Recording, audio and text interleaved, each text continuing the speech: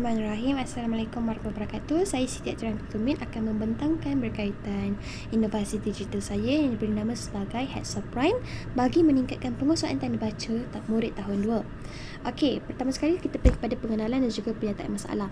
Okey, pengenalannya, kenapa saya hasilkan inovasi ini? Sebab saya kenal pasti ada murid yang dalam ketika saya mengajar tanda baca mereka tidak dapat faham, dan juga dalam latihan mereka dibuktikan terdapat banyak kesalahan tanda baca.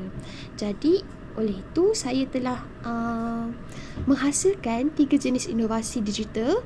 Okey, yang pertama sekali adalah multimedia interaktif sebagai bahan nota kepada murid. Yang kedua adalah permainan puzzle tabah sebagai pengukuhan latihan kepada murid, dan juga yang ketiga adalah latihan kendirilah untuk murid punya, jika ada masa terluang mereka boleh buat latihan tersebut untuk memantapkan lagi pemahaman mereka.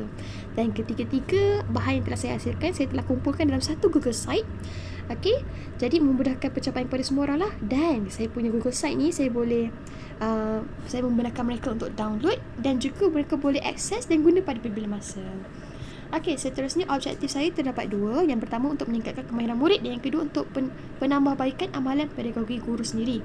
Jadi nak cakap daripada objektif saya ni berfokus yang saya punya penghasilan inovasi digital ni bukan sahaja memberi kebaikan kepada murid, malah kepada guru juga.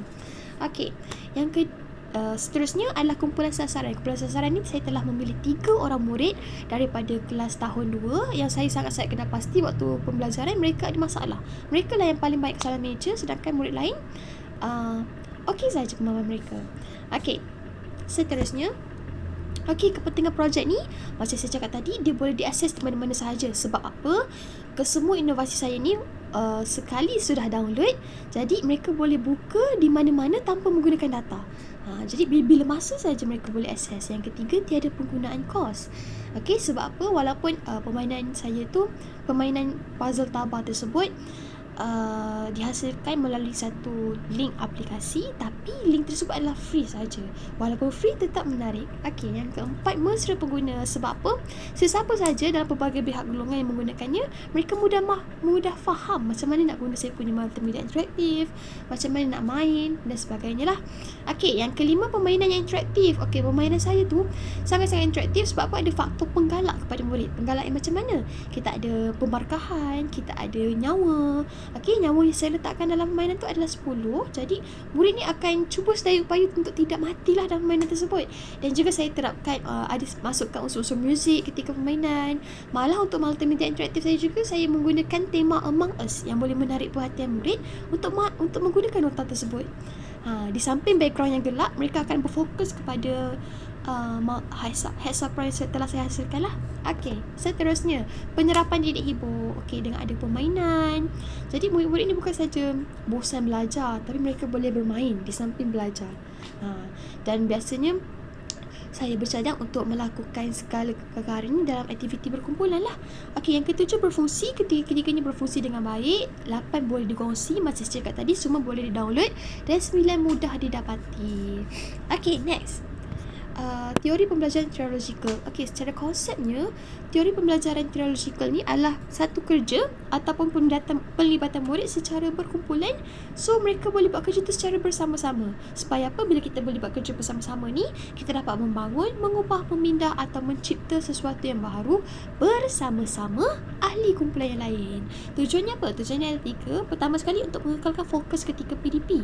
Sebab bila hanya cikgu seorang yang bercakap di hadapan, murid-murid yang dalam kelas ni mereka berpeluang untuk tidak fokus dan juga fokus pada benda lain. Yang kedua, untuk pengetahuan dibina dan dikongsi. Okey, macam yang kita tahu, bila kita bekerja secara bersama-sama, kita dapat share knowledge kita dengan orang lain, dan juga orang lain pun dapat share dengan kita. Okey, yang ketiga, untuk perkembangan berterusan. Perkembangan berterusan ni macam mana? Saya ambil contoh perkembangan idea lah. Contoh, seorang murid dia bagi tahu idea A, and then murid B dia akan kembangkan lagi idea A, murid C pun akan kembangkan lagi idea A. Itu something yang baguslah untuk murid kan.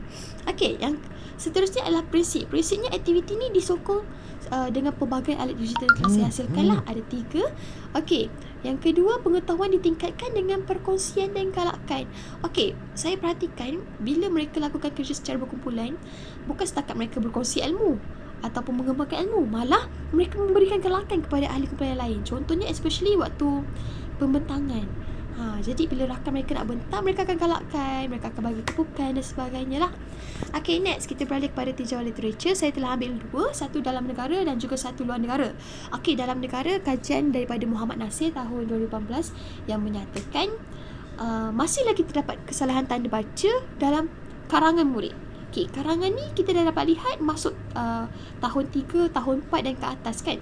Okay, tapi tanda baca ni pertama kali diperkenalkan pada tahun 2. Jadi sebab tu saya fokus untuk membuat pemahaman konsep tanda baca ni bermula pada tahun 2. Sebab bila tahun 2 dah kuasai, maka insya-Allah lah tak ada masalah untuk next pembelajaran pada tahun-tahun berikutnya.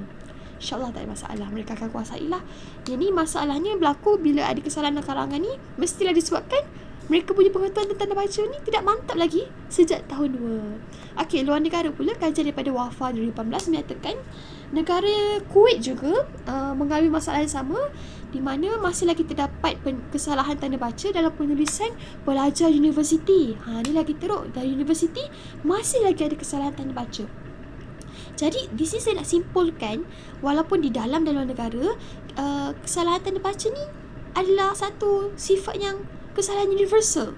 Sebab apa? Dalam kita berkomunikasi, kita ada 2 jenis, iaitu lisan dan juga penulisan.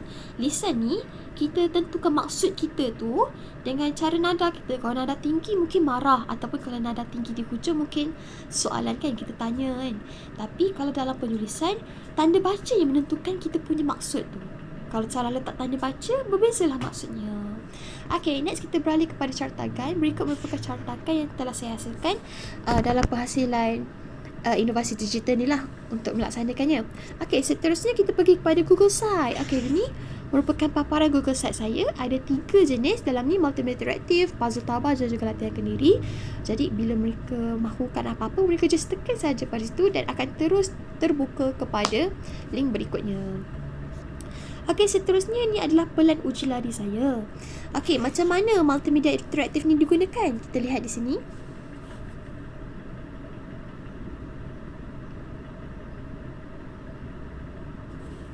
Maafkan saya.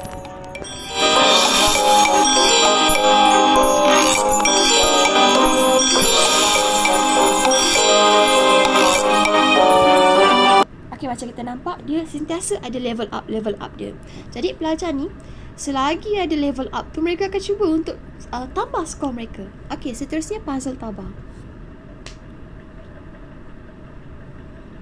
Okey, puzzle tabah ni, button di tengah warna merah tu adalah button mereka untuk tekan jika mereka mahu notakan nota berkaitan tanda soal ke tanda seru. Just tekan je button merah tu and dia akan open apa? Dia akan buka contoh ayat dan juga macam mana ianya berfungsi. Okey, jika dah tak nak guna apa-apa, tekan je kepada muka hadapan ataupun laman utama.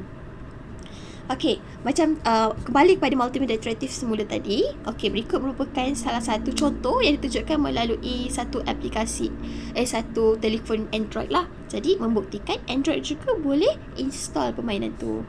Okey, seterusnya kita pergi kepada latihan kendiri ni. Okey, latihan kendiri kat sini.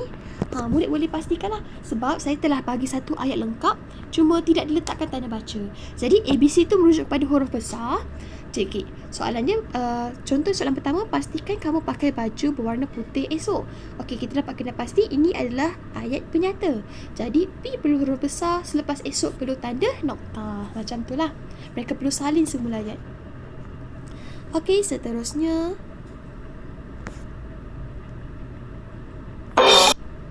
okey, course project. Course project saya cakap tadi langsung tak ada course project yang digunakan sebab kesemuanya adalah free dan digital. Okey, kesimpulannya, semua perkara dalam proposal ini merupakan satu rancangan yang menerapkan teori trialogical di mana saya akan sentiasa memastikan mereka dapat bekerja secara berkumpulan, tapi walaupun mereka di luar waktu sekolah, mereka dapat menggunakan kesemua inovasi saya tu secara individu. Tak ada masalah lah. Okey, seterusnya kajian saya dilakukan dipercayai mampu membantu murid yang mempunyai masalah penguasaan tanda baca mereka, dan kajian ini juga dilakukan dengan oleh saya dengan penuh kesungguhan agar peserta dapat fokus dan memperoleh manfaat daripadanya. Okey, ini adalah rujukan saya. Sekian, terima kasih.